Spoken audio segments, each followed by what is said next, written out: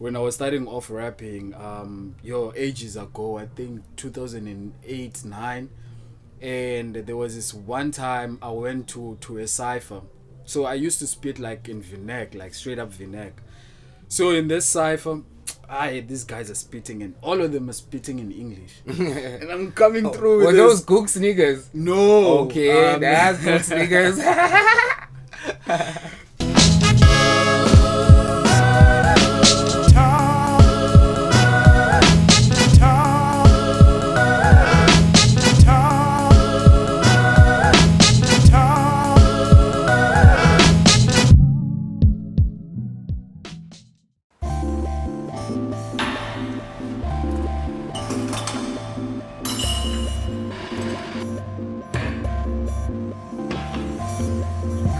Babe, where's your robe? The robe, I'm wearing it.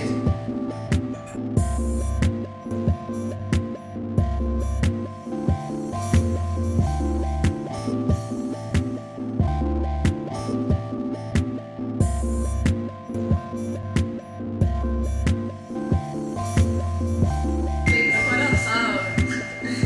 Does it look good? Interesting. I haven't even worn that.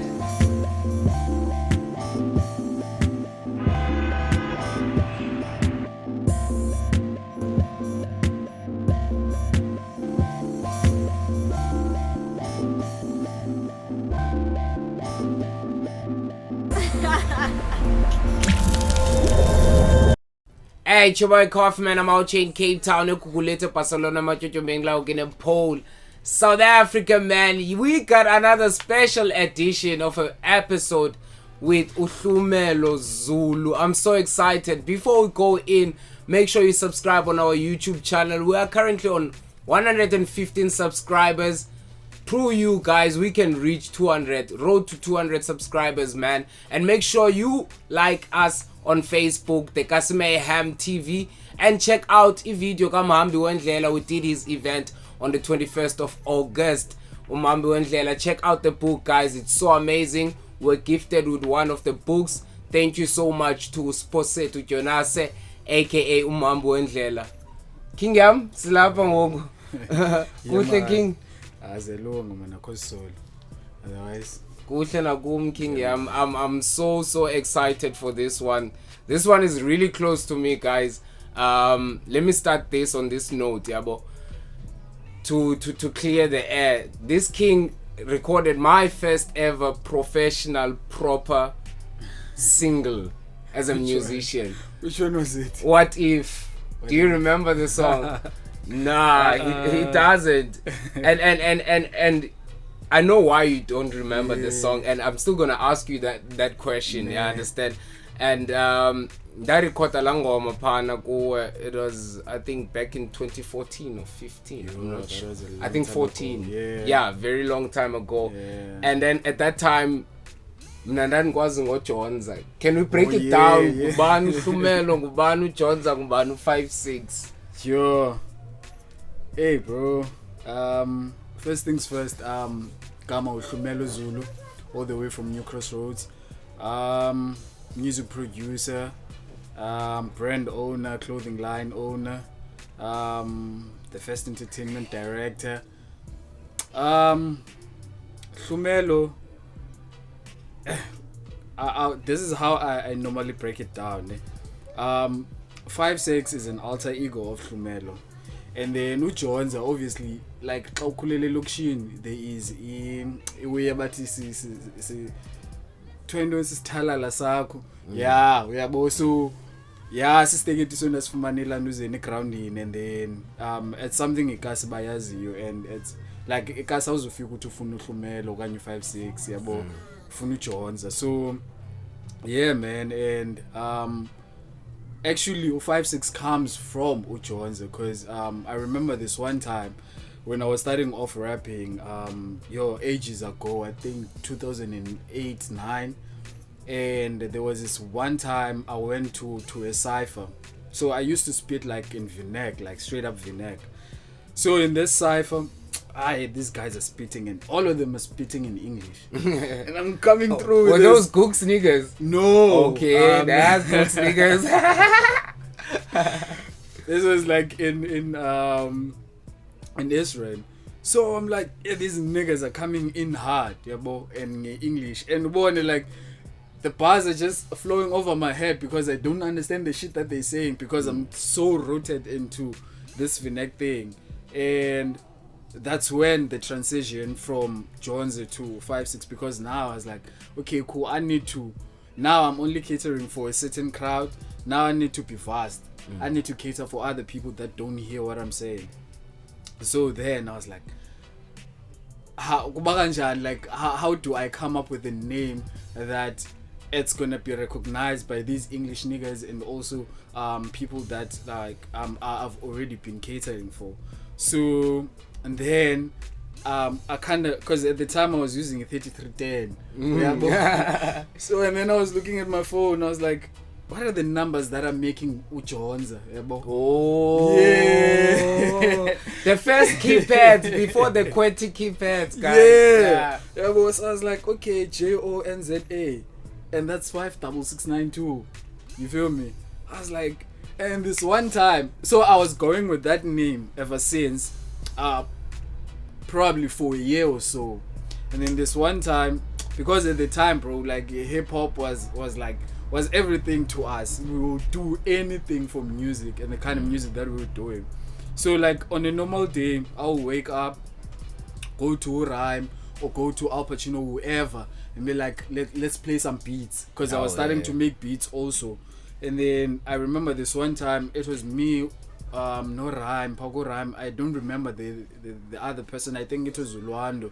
And then we were playing beats, and then all of a sudden Rhyme was hitting a freestyle. I remember he was dissing some niggas.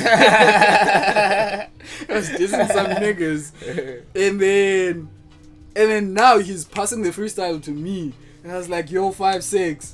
And I was like, yeah, nigga. And I stopped. I didn't do the freestyle. I was like, yeah, that's what I'm gonna call myself from now on. Yeah. And then he didn't get it. I was like 5-6 instead of his 5669 thing. 5669. Yeah, it was a long number. It was too long. Yeah, I understand.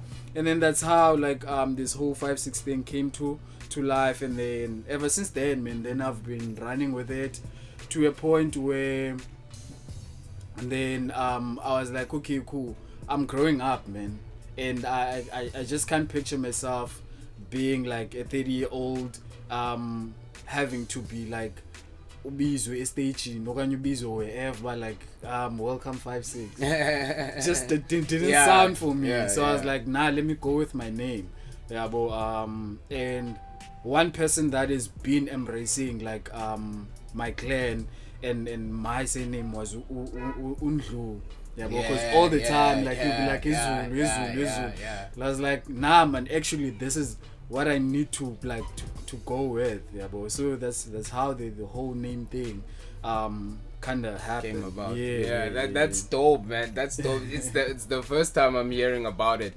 I want to ask you, my king, like, as a beat maker, when did you fall in love with the sampling? Like, when did you learn how to sample, and who taught you? I know who taught me. And it happens that person, I think he was taught by you or saw it from you. I understand. That's dope. Who ish, I think it's my big brother, man. Because he's the first one to know how to make beats before me. He only did last thing in the PC, I think around about 2006 or before, I'm not sure. And then she thought that and then it was just a matter of okay, cool, we get this program in terms of Fruity Loops and you start making beats and recording people. So I was not that curious in making beats, but he was curious, and then he started like developing this skill of sampling. It was like not before, but like locally we didn't have anyone that was specializing in that. So I think I picked it up from him, and then like finding ways on YouTube also on how to like to make like a beautiful record into or from a sample. So and then I got introduced to like the international producers like your Ninth Wonder, Pete Rock, Jay Dilla, and all of them, man. And then I was like, you know what, I see what I'm doing, but I want it to be on that level. So then I also went through like your South African ones, like your Battlecat, your Nyams, Stereoscope, especially Stereoscope, because how he samples, bro, it's on another level. Like he'll chop just a piece and he'll make it a song, and when you listen to it, you're like, fuck, I recognize this from somewhere, but I will never tell you which one is it. So with me and sampling, I always strive to do that. Like, let me chop a sample, let me not loop. Yeah, because I like, for me, I feel like it's very lazy when you're gonna loop. Hence there is this narrative going around that producers that sample, they're not creative. I always get that thing. Because it's mainly there is a majority of people that think looping is sampling, whereas people, they just take a certain sample from Paddy LaBelle and then they put drums over it, and then they think it's a beat, but according to them. But for me, I'm very critical when it comes to that. Like, I make sure that before I play it for you, it should make sense to me first. Like I should be able to listen to it without even putting lyrics or verses or whatever on top of it. So Tell me.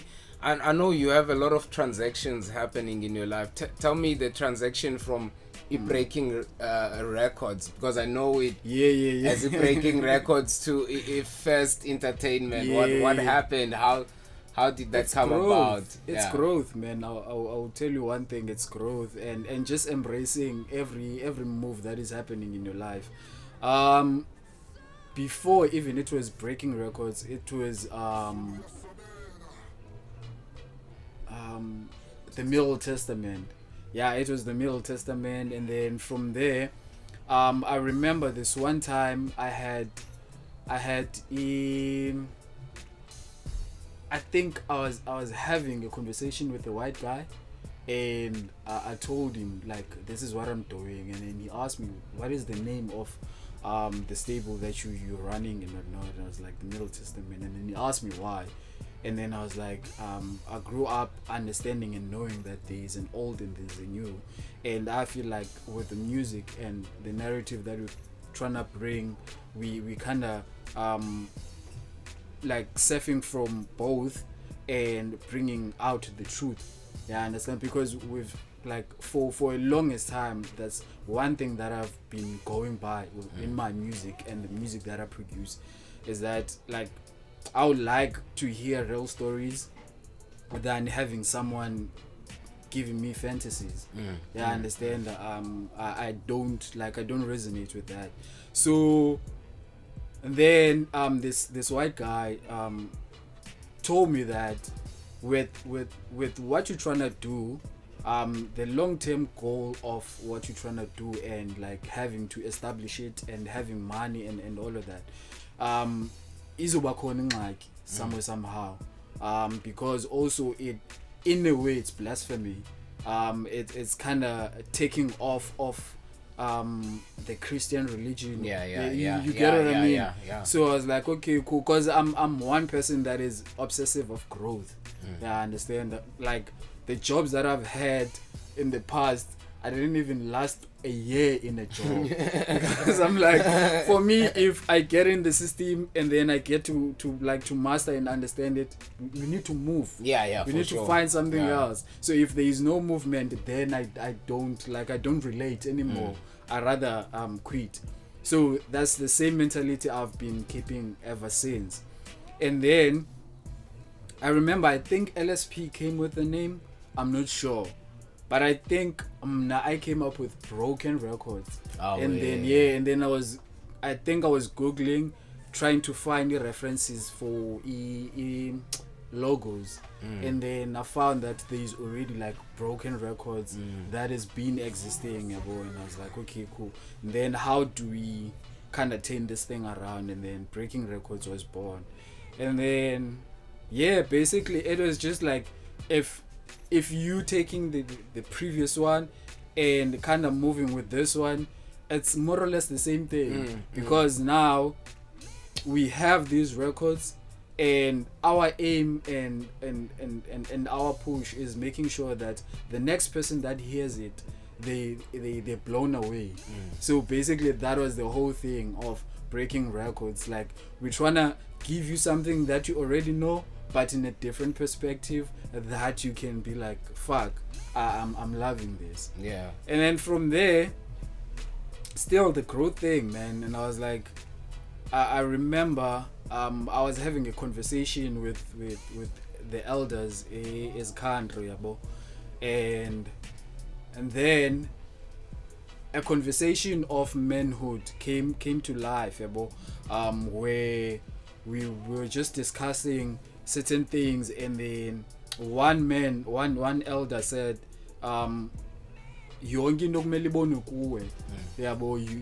the first one to be like Lumdunguye, and there will never be another one. Yeah. So to me it was very personal, and I was like, the responsibility I was given by them, having to have a single parent, I was like, fuck, I think this is what, if I then match into any kind of business, this is what I would call it.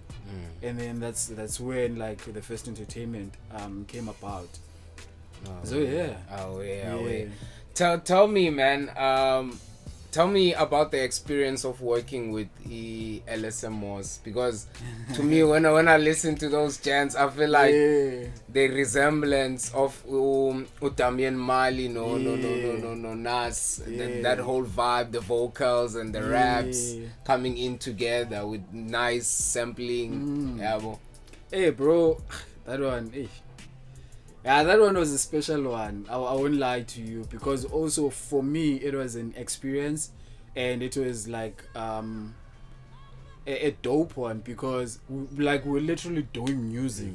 Like at that point in time, I think I was still at school, and because I majored in musical theater, so having now to have LSP and LSEMOS coming in, and then they saying this is the sound that they want to do. I think we discovered actually the sound between them, and it was not like a conscious thing that this is what we're gonna go with. No, it was a matter of, I remember LSP came with Landuza LSEMOS, and then he said, yo, I got this kid, he wants to rap. I was like, okay, cool, but is he familiar with the sound that we're doing? Yeah. Okay, cool. And then I played a beat, and then he was he was mumbling, man. Because I remember Carter Tree just dropped at the time. So everyone was heavily influenced by Lil Wayne. That influence was kind of flooding, and he caught it. So he was coming with that vibe. I was like, hey, my G, this vibe is not gonna work. But we need to find your identity. Bro. So I remember LSP was recording a song on the same day. I was like, do a verse, bro, on this record, and then he did. Listening to the verse, I was like, there's something's missing, man. It's like, can you sing? It's like, I'm not sure. It's like, okay, this is what you're gonna do. You're just gonna rap your raps, but in a singing format. Understand? And then that's how we discovered him singing. Bra is a dope vocalist, bra.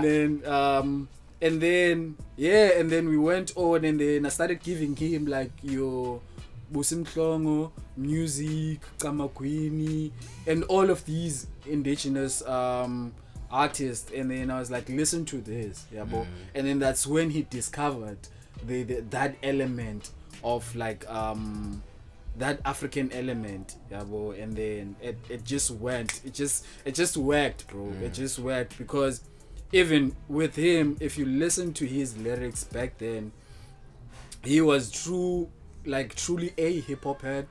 But then now he was forced to sing these lyrics, but like there was a lot of depth in them. So it was a very beautiful journey for me as a producer to be in a producer seat other than being a beat maker, because now I have to coach someone to sing a certain way.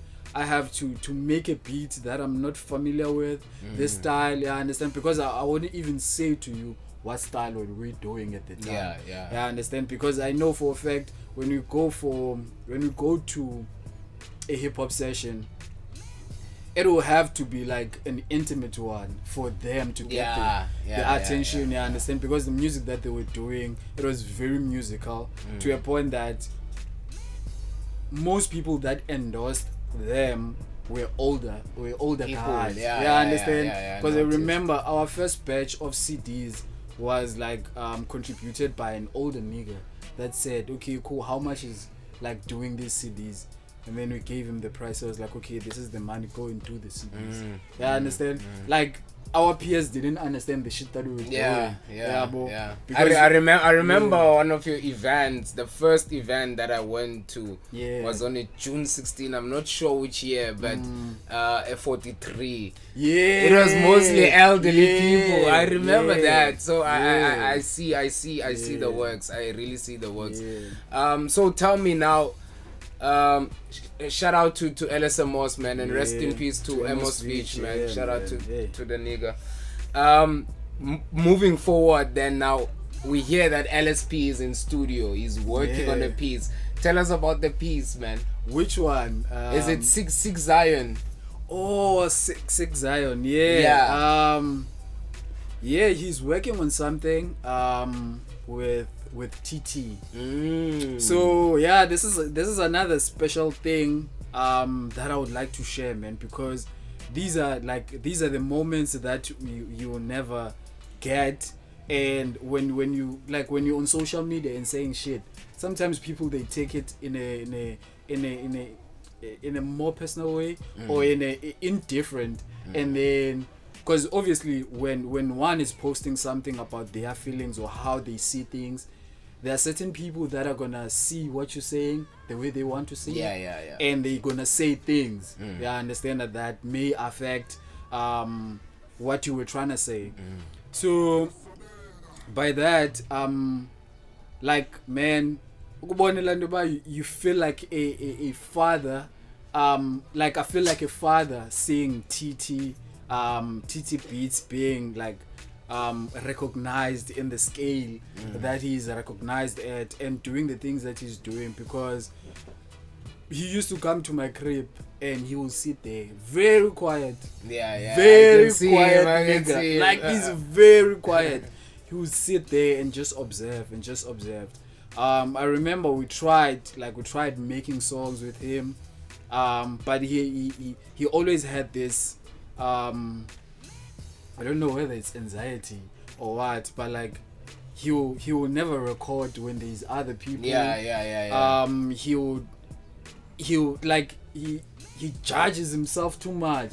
But like even when I say no, this shit is dope, it's like nah. To a point that shit drove him in him being curious enough on how to make beats, how to like record and all of those things. I understand, true of like just sitting there and observing. So with this tape, because LSP came to me, we worked on his tape. What's the name of it? I just forgot the name, man. We done, like it's just sitting there, and I was like, hey bro, looking at the climate, this tape, as it's more or less the same tape as LSEMOS, because we're very lyrical, but the beats are different, obviously. So I feel like this is a tape that you can drop when you have settled. Understand? So let's rather look for something else. So it happened that he visited with TT, and then they did a song on spot. Away. And I fell in love with the song. I was like, yo, bro, this is it. Because he discovered a new sound. And the beats were allowing and everything was just coming together. I was like, you know what? I'm gonna step back, work with UTT and mend this thing into being a project, and then we can take it further. You understand? So yeah, he's working on that, and I don't know how far they are, but I think they almost done. Yeah, 6 Zion. Yeah, that's the name of the tape. It's a collaborative tape between TT, him, no Sindile, Mr. H. I see. Yeah, so it's like it's the three of them working on that. Yeah. Tell us about the merchandise, the fashion, the first wear. Like, when did it come about? Like, what inspired it? Was it always an idea you were gonna go for? Yeah. It's this thing, man. Like this thing I was telling you about, like the obsession of growth. For me, like, I can't be doing the same thing over and over and there are no results. I need to move. If my mind and my abilities are allowing me to, let me move. Yeah, I understand? Because I grew up in a family whereby my granny used to force us to go to church. Yeah, I understand? And out of yonke londo leyo, one thing that like I've kept on me, that they taught me with Sunday school, was that uzuko awulazi luzovelaphi. Yabo, I'm not a Christian by any means, but there are certain things that you take from certain environments or societies that will impact you for the rest of your life, and you know how to apply them. So I live by that. Yeah, but not looking into Indoba. I'm just gonna be a music producer. This is what I'm gonna do. But like, there's this thing at the back of my head saying, Indoba, why don't you try this? Why don't you try that? Also, the clothing thing came about along Israel lines where I remember I was with UTT. I was like, my G, I'm thinking of expanding, but how about we work on a uniform? So basically it was just gonna be uniform. But for everyone that I'm working with. And then I did t-shirts and the cap. I still have that cap, and then I wore one of the t-shirts. I won one of the t-shirts here. And then from there, I took a snap, and then I posted the snap, and then the reactions, bro. Like, where can we find this? I understand, because it was it was very simple. Now, for sure, because your clothing line is different. Right? Like, the designs are different. Like the colors are different. So for sure, people get to fall in love with that. Before we can wrap it up, I wanna ask you, like, the experience of working with Untu, like. Kubanjani? Like, I can imagine. Like, I've like sat with him a couple of times, but like in studio, like, how is he? Yo, bro, like, yo, I don't know, bro. Like, I don't know how can I put it into words. But now I was blown away when he approached me. Bro. Because I was in my corner, bro. Whenever he's performing, I'm like, yo, this brother. Because he expresses things the way you see them, and even better. I always said, like, you producing for Ndlulamthi, it's more like producing for Ukendrick Lamar. You have like pressure about, you have to compliment the lyrics, bro. You understand? Exactly that, bro. So when he approached me, I didn't buy it, bro. I was like, really, nigga? Like, how many niggas do want to work with you? Bro. But it happened, man. And it didn't happen that year he approached me. It happens like 3 years later when we started working. Bro. By default, we started working on One Vote Initially, yeah. Oh, yeah. So we were talking on the yeah. phone, and there's like time and shit. It's not happening because also I was working at the time. Now he's working, so when I'm available, he's not.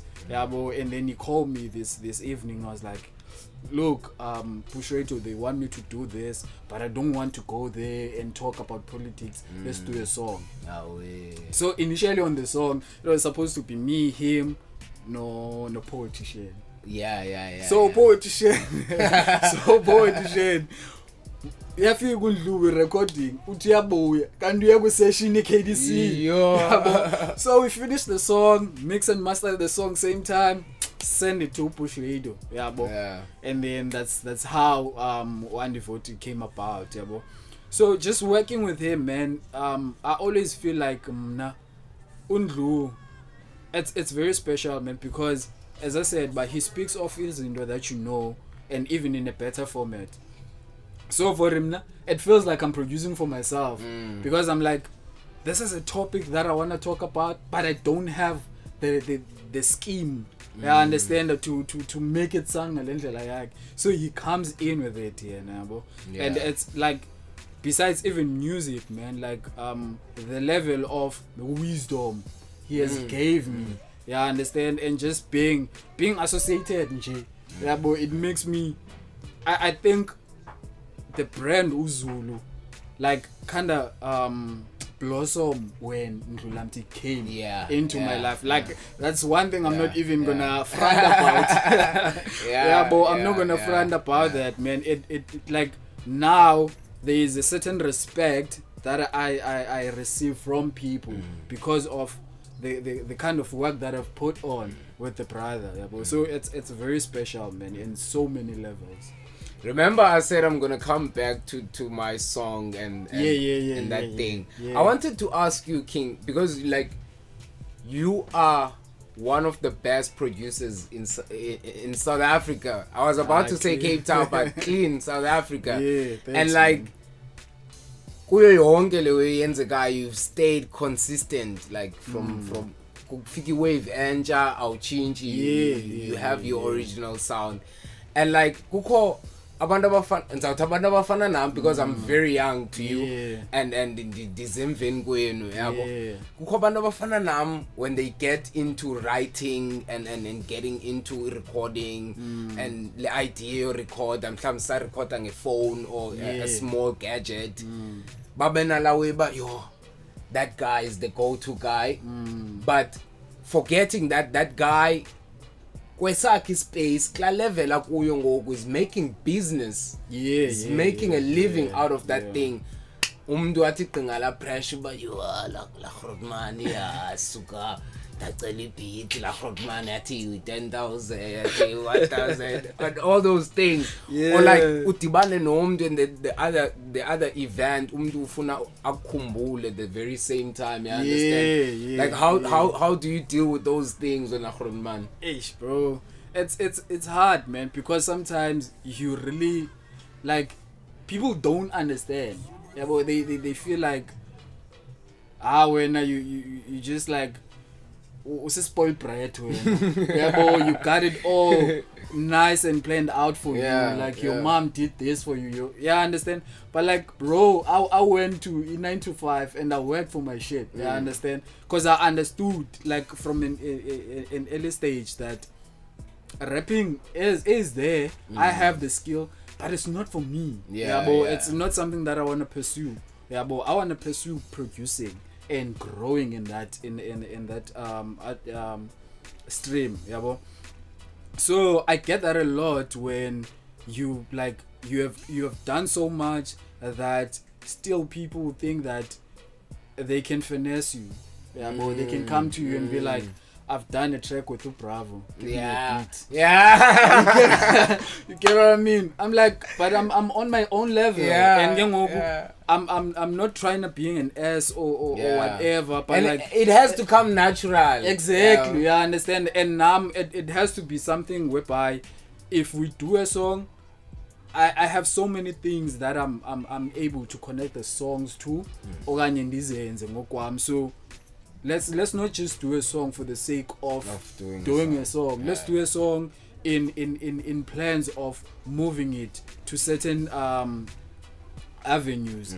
So I do get that a lot where niggas don't wanna cough cash or a matter of like just because they had this about me, that's how they perceive me. Yeah, from understand? the first place. Because not so long ago I was sitting with other niggas, and then there are other niggas that don't vibe with me anymore, and then so ndiyabuza because ngiyahlala nazo but indoni ngxaki mfethu, because I've tried to confront them and be like, because I'm a man, I'm old, you understand? Try to confront them, but like dinsang, Anyway. So amajita now there's something I said about this other nigga that I can fuck his career out. Like, what level am I in to say to the brother that I even like born in the embracer to even think that I can mess his career up.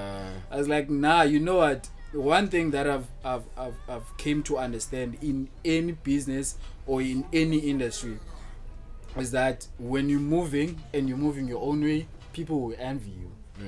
That's facts, bro. Yeah, that's but real. with that's what real. you're doing here, there are certain people that are sitting there and they like, what's so special about the coffee?